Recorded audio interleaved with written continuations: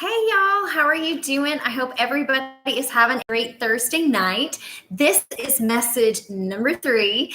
I promised y'all I was going to do this in about 3 segments just so it wouldn't be super long. So I am still in First Kings and it is chapter 17.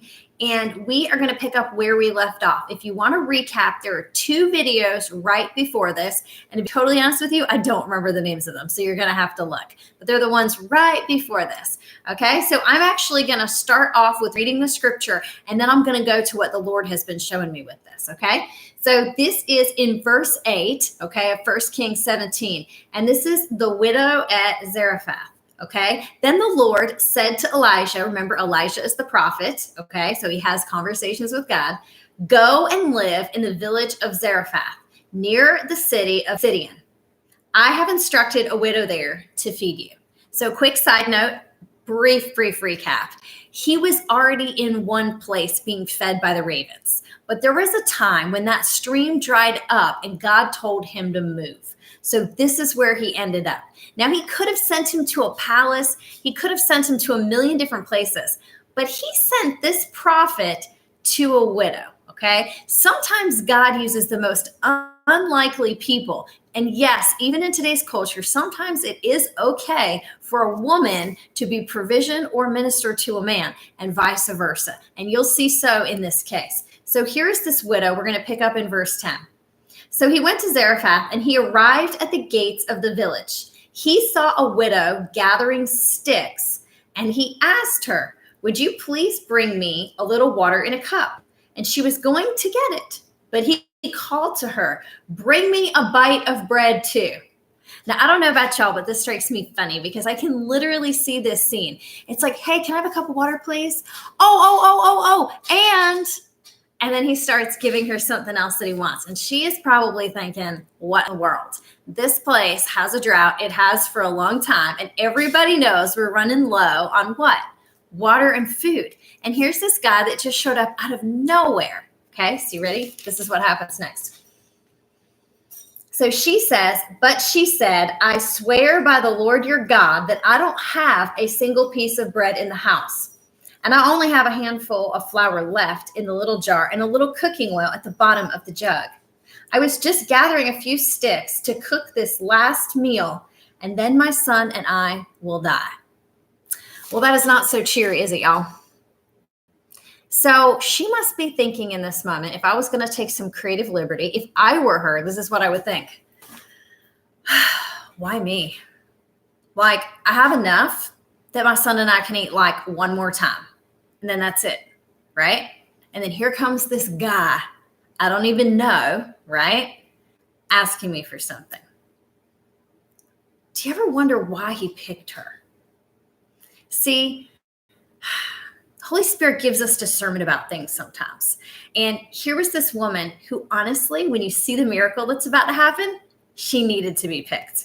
You see, she looked at it as somebody who might be imposing on her, right? Because they only had a very, very little bit left and then they were going to go die.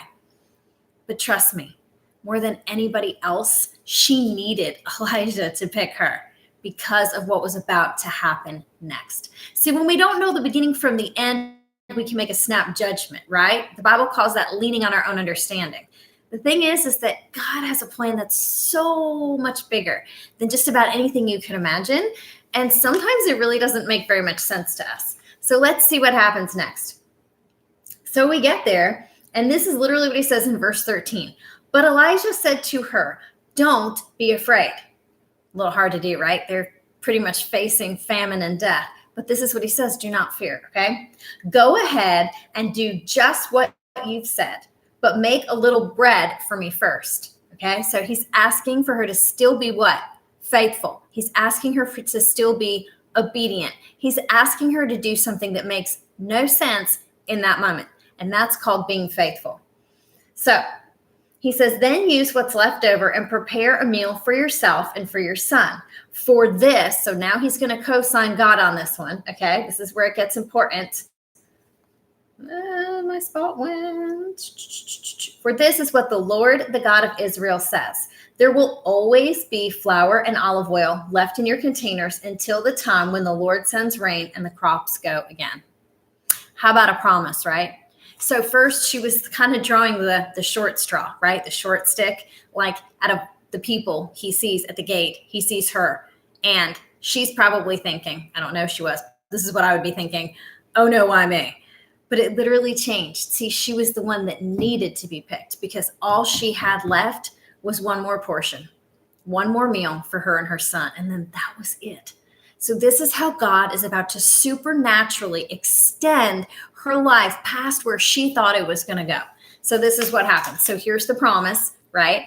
And then there's the obedience, there's the faithfulness. So this is what happens. And he also says, do not fear, do not be afraid. Okay. That is in the Bible a crazy amount of times. I want to say somebody told me once it was like 364 or 66 or 65, probably 365. That's how many days in a year, right? Math, not my strongest. Okay. So this is what happens next. Verse 15. So she did as Elijah said, and Elijah and her family continued to eat for many days. So it was true. Okay. There was always enough flour and olive oil left in the containers, just as the Lord had promised through Elijah. So you see that this all started with her being faithful. Okay. And now it's getting to the point almost there where her faith is full. Okay. So watch what happens. Sometime later, the woman's son became sick. Okay. How many of y'all know sometimes bad things happen to good people? Sometimes things that we don't understand, a plan or a purpose, happen. And it's so easy to cop out and say, well, they opened a door to this. Or we could even blame it on generations and say, well, this is a medical issue always in their family. Or we could say they opened a door to Satan in this or whatever. But sometimes, right, there's a bad thing that happens and it's really not our fault. Okay. There's plenty of place for those other things. And those things do, in fact, happen. Okay. With doors being open and generationally. But sometimes things just happen. Right. So let's see what happens. So she became sick and he grew worse and worse and he finally died, right? So his life was spared initially because of the famine, but now he died anyway. So this is what happens. Then she said to Elijah, "Oh man of God, what have you done to me? Have you come here to point out my sins and kill my son?"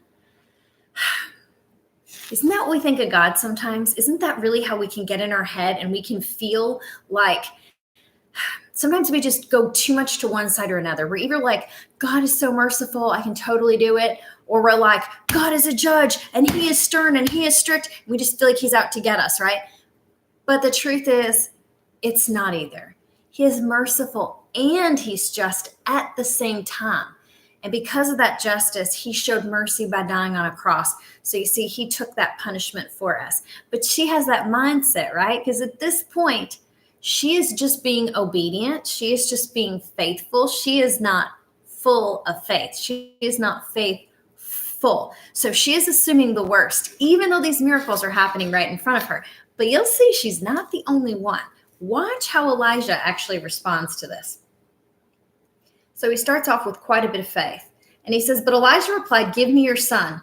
And he took the child's body from her arms and carried him up the stairs to the room where he was staying. Okay, so this was his guest quarters.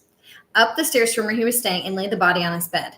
Then Elijah cried out to the Lord, "O Lord my God, why have you brought tragedy to this widow who has opened her home to me, causing her son to die?" See, y'all, Elijah didn't know either. Before anybody tries to get super spiritual, I don't think this was like some kind of metaphor. I really think he didn't know. I mean, there are times that we are working or we are ministering or we're sowing into somebody's life and stuff happens that's really bad. And we think, that is unfortunate, God. Did that have to happen right now? That's kind of messing up what I thought I was doing here. So he doesn't know, but he knows what to do. See, that's the key right now. You may not always know, but you should know what to do. And you should know where to go. See, he's got the answers even when we don't, okay? So this is how it wraps up. This is where we're going to see it turning from her being faithful to her faith being full, okay? So he's crying out to the God. He stretched himself out over the child 3 times. So y'all, he wasn't just laying hands on him one time and this kid was just like, oh yeah, I'm back. Nope, not what happened, okay? So he stretched him out over the child 3 times and cried to the Lord, "O Lord, my God, please let this child's life return to him." The Lord heard Elijah's prayer. and the life of the child was returned and revived. Then Elijah brought him down from the upper room and gave him to his mother. Look, he said, your son is alive. Okay. And there's a lot of foreshadowing we could get into here, but that's not the point of this little video. I'm not going quite that deep on this one. Then the woman told Elijah, this is the point. Now I know for sure that you are a man of God and that the Lord truly speaks through you. So listen, y'all.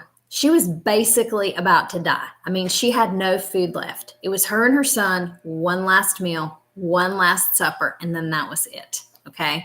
Elijah shows up out of nowhere. And out of all the people at the gate, he goes, bam, there we go. There's the widow. God could have sent him to anybody. It didn't have to be a widow, but God picked this widow. Okay. This wasn't just for Elijah's provision. See, a lot of times when we walk through stuff, it's not just for us. We don't realize, we think like, oh, well, God must have done this for me because of this reason or that reason. But the reality is, a lot of times, it's not always just for us. In fact, I would venture to say almost every time it's not just for us. So he sends her to this widow who is basically going to starve to death with her son. And she probably thinks it's the worst luck, but really it's the best luck ever that he chose her because she was the one with the need. We could say, yeah, she had a real practical need. She was hungry, right? But the truth is, she had something that needed to be grown on the inside. She was faithful. She was going to be obedient to what Elisha said. But you see, it took all of this in order for her to really, truly have the faith. See, even when Elijah came, and her food source did not run out, right? This is going on and on and on. There's zero explanation. It's not like a store like we have today where somebody could go out and buy this and sneak it in there. I mean, this is godly provision, right? That wasn't enough for her to know that Elijah was a man of God. So like really put yourself in that situation for a minute. How often do we do that? Something is literally right in front of us and it should be enough. But for some odd reason, it's like it isn't quite enough to us. We're like, God, I need more proof. So here we go. Not only did her son, was he spared from death by not starving, right? Then he was spared from death by actually being raised to life. That's where you get into the foreshadowing of Jesus. But you see, it wasn't enough. It didn't grow her faith enough just to spare her child. You see, now I'm not saying God struck her child dead or people get all kinds of crazy with this stuff. But what I'm saying is God was using it. God built her faith even more. When her son died and he had to literally die for her to come to the epiphany that Elijah really was a man of the Lord. But how awesome was that when it all came together? Because she started off this journey probably just not knowing where her provision was going to come from, right? But she ended this journey full of faith. She started off faithful. She was doing things just out of obedience. She was doing things out of the cultural norm. She was doing things because she loved the Lord, probably. I'm assuming that, making that assumption, because she took in this prophet. But when it ended, when she had actually seen the goodness of the Lord through providing for them, and then through actually raising her son back from the dead, that is when her faith went from her being faithful to being faithful.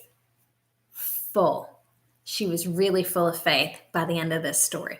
So I don't know who needs to hear this today, but I think sometimes we go through things and we think that we get it, but we don't get the whole thing. There's more to get. There's a bigger picture. There's a deeper level. So I want to challenge you today to think, to really truly reflect about different things that God has brought you through in your life. And maybe, just maybe, you'll see that you were faithful, and then you can see where he was growing you, where your faith really became full. Because we all have those moments. We all have stuff that we've walked through. Maybe it's cut and dry like this story. Maybe it's not. Maybe it's a little bit messier and a little bit harder to pinpoint when that moment was. But we all have moments where our faith has really grown. And I'm going to tell you, at least for me personally, it's not been on the mountaintop experiences. I've never been like sitting back and been like, man, everything's going so great for me. And then all of a sudden being like, oh yeah, God's faithful. No, it's usually when I have such a desperate need of something that I need God to show up. And then when he does, it's like, I knew you wouldn't let me down. So y'all have a great night. Be blessed. This was the third part. And unless God has me continue on this little trend, this is, I think, the final segment of this one little piece in 1 Kings 17. So be blessed and look it up for yourself. Once again, that's 1 Kings chapter 17. Please, if you like these videos, subscribe to this channel, like these videos, basically because this is just a very real, easy, and practical way to share the gospel and to help some of it make sense and to be able to apply it to real life. So we would really appreciate it. I promise there are actually other people in Sisters of Surrender. They just actually haven't posted anything yet. So stay tuned. It will happen. I promise at some point. But I guess that's in God's timing. And